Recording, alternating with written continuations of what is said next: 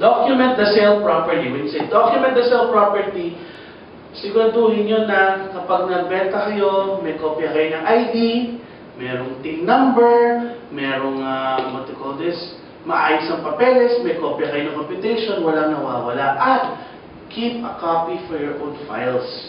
Kahit na may copy po tayo sa direct real estate, dapat meron at least meron kayo, kahit listahan man lang. Okay, para pag nagkawala ng commission later on, alam niyo yung kliyente nyo, kailan bumili, ano payment terms niya. Keep a record always. And of course, at the end of each transaction, ask for a referral. Kasi habang medyo happy pa siya, din nakabili siya ng bagong property. O ma'am, baka gusto ko tulungan yung roommate niyo, yung kapitbahay niyo. Okay? Refer niyo naman po kami. Ganun yan. Pakakuha niyo! Okay? Ma'am, okay mo nga ako ng komisyon, ha? Kurampot na nga ng komisyon natin, babawasan pa. Okay? Ma'am, sige na po, magano po kayo, mag-refer po kayo. Bilang po kayo McDonald's sa Pilipinas. Okay? Or lunch sa Shanghai Bistro. Or overnight sa Remington Hotel for every referral. And always endorse admin work to your country manager or SO. Country manager, that's going to be Dan Cabuloy, who's arriving on the 15th. Okay? And your satellite office, which is direct real estate, hopefully ma-hire na namin yung aming sekretarya na pasweldo ng Megaworld just to handle the paperwork. Siya na rin tutusin yung maglapat sa mga application form, mag-compute, may kailangan kayo, sa kanya na kukunin. So, lahat ng admin work, pasa nyo na lang sa kanila. Don't burden yourself. I just need a drink.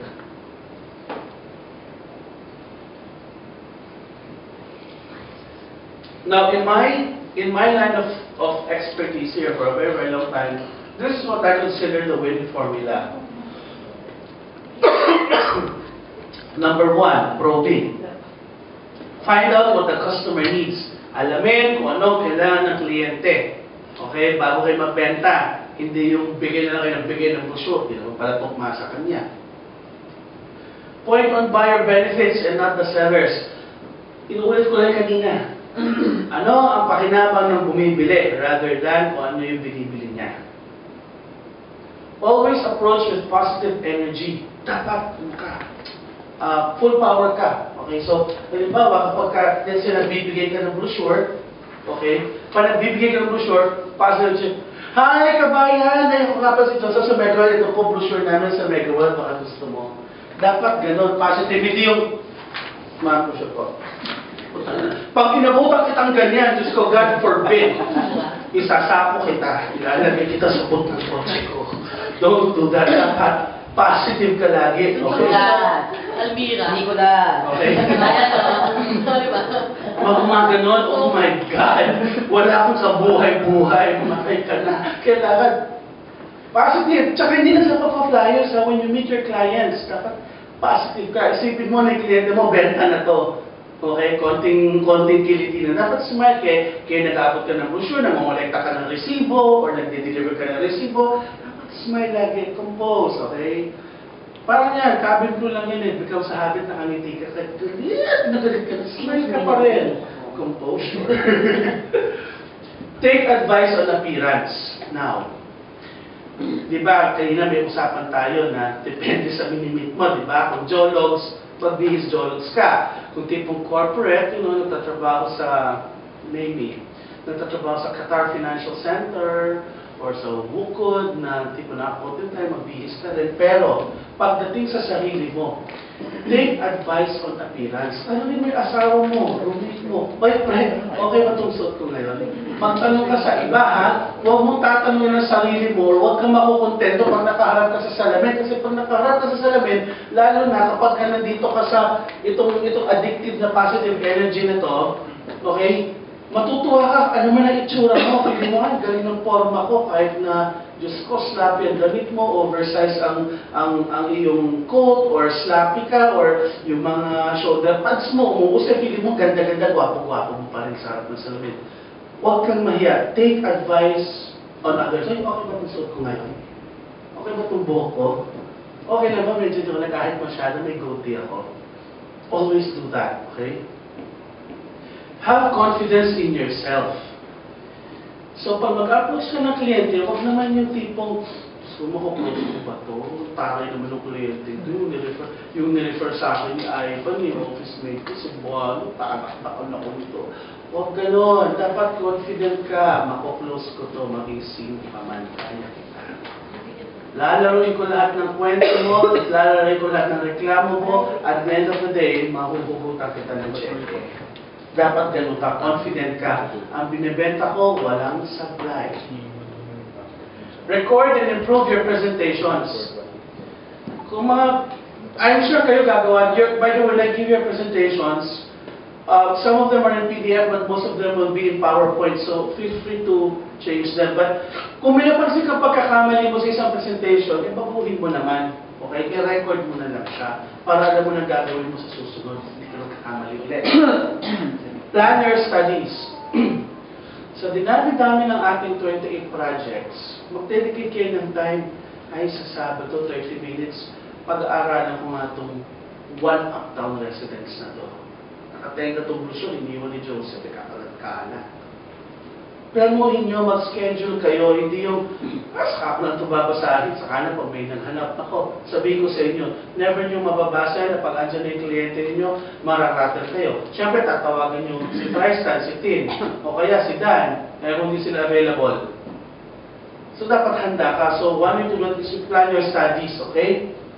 Now, share what you learned for recall. Alam nyo, sa mga competition, pag ito style ko, ito secret formula ko, hindi ko kukwento kayo ganito ganyan kasi baka gayahin niya. But actually here, if you will just trust in yourself and trust in your team, share what you can learn for recall. Medyo pag mayaman mo ano ginagawa mo, ikwento mo sa kasamaan mo, kung alam mo ba, sa ganito na close ko, kasi ganito ginamit yung discard sa kanya. Alam mo bang style ko, parang nakakuha ng phone number sa simbahan, kasi ganito ginagawa ko. Gawin nyo yan, not only to share what you know, but basically para maalala mo rin. Okay? Kasi pag sarili mo yan, makakalimutan mo yan. Okay? Makakalimutan mo yan. And, most of all, chillax. Okay? You have to chill and you have to relax. Breathe in, breathe out. Huwag yung maharap ka sa kliyente, yung pawis mo, tumutulo. Ay ma'am, ganito po yan. One bedroom po, ganito na po kamura. Huwag ganyan. Okay? Dapat relax. I-balance mo yung oras nyo. Fix your time, okay? Hindi ka mapag-iiwanan ng trend. Okay lang yan. Bumenta ka man o hindi. Loves ko pa rin kayo. Walang problema doon. Just relax. And, of course, at the end of the day, gusto ko, dumating ang panahon, ginagawa nyo to. Sino siya makapagsabi sa akin, anong ibig sabihin ng picture na to? Nakalimutan na pera sa bulsa. Exactly! You're the first one. Kasi sobrang dami ng pera mo sa bulsa, dahil mayaman ka na, okay? Hindi mo na naalala naman ang bulsa mo, kaya si Mrs. pag naglaba kaya, isasabit ang pera. Okay, dapat, mga araw, nasasabit na rin kayo ng pera. Okay? Now, before I go forward, I just want to let you know, nasa yun naman to, this is how I can be contacted with the Mega World Business. So, yan lang naman po ang simple art of selling natin. Hindi po siya mahirap. Hindi po siya rocket science. Napakadali lang po yan.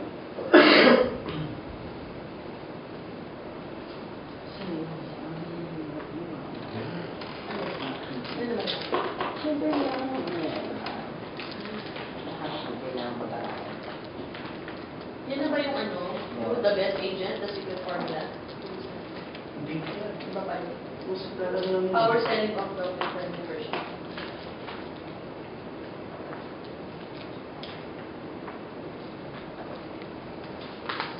You were the best.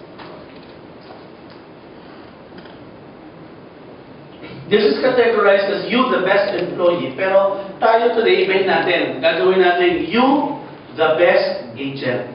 Okay? O, ano kasi ito naka-PDF, hindi ko na mapakialaman eh. Sabi lang, kung time para i-recreate siya. But anyway, you, the best employee. Number 1, the agent is always punctual. Di ba yun ang ikaw na mag-antay? Huwag yung ikaw ang aantayin. Naku, nasistress ako pag may nag-antay sa akin. Lalo na pag-asawa ko. Dahil hindi ko alam kung anong kaparusahan. Okay? Next.